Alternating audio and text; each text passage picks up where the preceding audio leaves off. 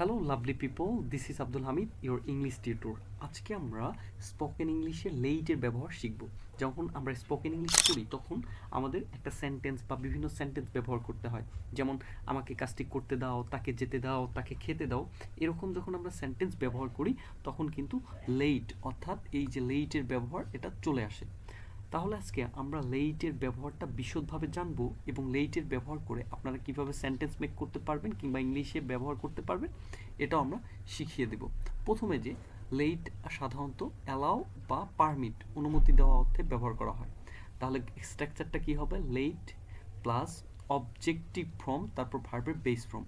তাহলে objective form যেমন হচ্ছে প্রথমে থাকে সাবজেক্টিভ ফর্ম, তারপর এখানে থাকে অবজেক্টিভ ফর্ম, তারপর থাকে পজিটিভ ফর্ম। আমি একটা এক্সাম্পল দিচ্ছি, আই, মি, মাই।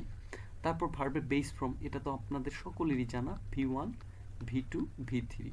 যেমন গো, ওয়েন্ট, গান। তাহলে অনুমতি নেওয়ার অর্থে যেমন এটা ব্যবহার করা হয়, let me go, let me go. Let তো আছে, এটা অবজেক্টিভ ফর্ম, আর গো হচ্ছে ভার্বের বেস ফর্ম। আমাকে যেতে দাও। তারপর কি? আমাকে কথা বলতে দাও, আমাকে কথা বলতে দাও, যে লেট মি স্পিক, আমাকে কথা বলতে দাও, আমাকে কথা বলতে দাও। এরকমভাবে আপনি আরও বলতে পারেন যে লেট আস প্লে আউটসাইড, আমাদের বাইরে খেলতে দাও। ওকে, নেক্সট স্লাইড। প্রস্তাব দেওয়ার জন্য আমরা কি ব্যবহার করতে পারি? লেট আজ ব্যবহার করতে পারি, লেট আজ, লেট আজ। তাহলে লেটস আমরা এটা ব্যবহার করি, লেট আজ, আর এটার কন্ট্রাকশন ফর্ম হচ্ছে লেটস।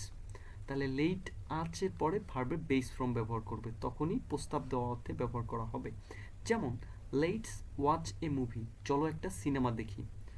তারপর আমরা আরও ব্যবহার করতে পারি সে let's go for a walk. এটা মানে কি? চলো আমরা হাঁটতে যাই। লেটস ট্রাই সামথিং নিউ, চলো নতুন কিছু করার চেষ্টা করি। এটা আপনারা ব্যবহার করতে পারেন। এভাবে সেন্টেন্স মেক করে আপনারা প্র্যাকটিস করবেন। আদেশ বা নির্দেশ দেওয়ার জন্য আমরা লেট ব্যবহার করতে পারি, let plus objective plus base form, অর্থাৎ প্রথমটার মতো let her finish the work, তাকে কাজ শেষ করতে দাও। কিংবা let the children enter the room, শিশুদেরকে ঘরে প্রবেশ করতে দাও। এটা আমরা কিভাবে করতে পারি? Let the children enter the room, অর্থাৎ শিশুদেরকে, এখানে বাংলা মিনিং হবে শিশুদের ঘরে ঢুকতে দাও, ঢুকতে দাও। তারপর যে স্লাইডটা পড়ব, অর্থাৎ পেসিভ ভয়েসে আমরা কি ব্যবহার করতে পারি? লেট ব্যবহার করতে পারি। অ্যাক্টিভ ভয়েস হচ্ছে যে কাজটি করবে সে যখন আগে থাকবে সেটা অ্যাক্টিভ, আর যে কাজটি করতে পারবে না সে যদি পরে থাকে তখন সেটা হবে প্যাসিভ। যেমন অ্যাক্টিভ হচ্ছে আই ইট রাইস, এটা হচ্ছে অ্যাক্টিভ। তারপর rice is eaten by me, এটা প্যাসিভ সেন্টেন্স। এই যে ইট খাওয়ার কাজটা কে করে? আই, এটা আগে আছে এজন্য এটাকে অ্যাক্টিভ।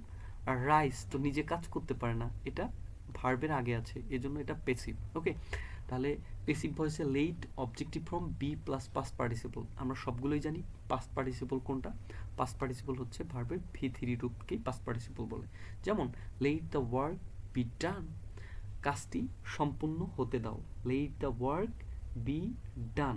তারপর let the room be cleaned, আর একটা এক্সাম্পল হচ্ছে let the room be cleaned, অর্থাৎ ঘরটি পরিষ্কার হতে দাও, হতে দাও। এভাবে আপনারা প্র্যাকটিস করতে হবে। লাস্ট ওয়ান, আরেকটা স্লাইড আমরা পড়বো নিষেধাজ্ঞার জন্য। যখন নিষেধাজ্ঞা আসবে তখন don't let, let plus object plus base form, এটা কিন্তু লেট। ওকে, তারপর উদাহরণ, ডোন্ট লেট হিম গো, তাকে যেতে দিও না। Don't let him go, don't let them play here, তাদের এখানে খেলতে দিও না। আমরা মাঝে মাঝে বলি না এই যে ডোন্ট, ডোন্ট, তারপর কি ব্যবহার করবে? Don't let them play here. আমরা এটা অনেক সময় ব্যবহার করি যে বাচ্চারা অনেক চিল্লাপাল্লা করতেছে, তখন আমরা এটা ব্যবহার করতে পারি, don't let them play here, তাদেরকে এখানে খেলতে দিও না। লাস্ট যে স্লাইডটা আমরা পড়ব, বিশেষ কিছু বাক্য গঠন যেটা আছে এটা ফিক্সড, অর্থাৎ এগুলোতে কোনো নিয়ম বা কোনো কিছুই না, এটা আমরা অনেক ইউজ করে থাকি। যেমন লেট ইট বি, এটা যেমন আছে তেমন থাকুক। লেট মি সি, তাকে দেখতে দাও অথবা দেখি। Let's call it a day, আজকের মতো শেষ করি। তারপর let him know the truth, তাকে সত্য জানতে দাও।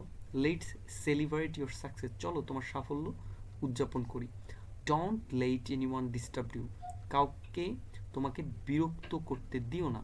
এভাবে আপনারা প্র্যাকটিস করুন, অনেক বেশি প্র্যাকটিস করুন এবং শুরু থেকেই প্র্যাকটিস করুন, তাহলেই আপনার লেট ব্যবহার করে যে প্রবলেম আছে এই প্রবলেমটা সলভ হয়ে যাবে।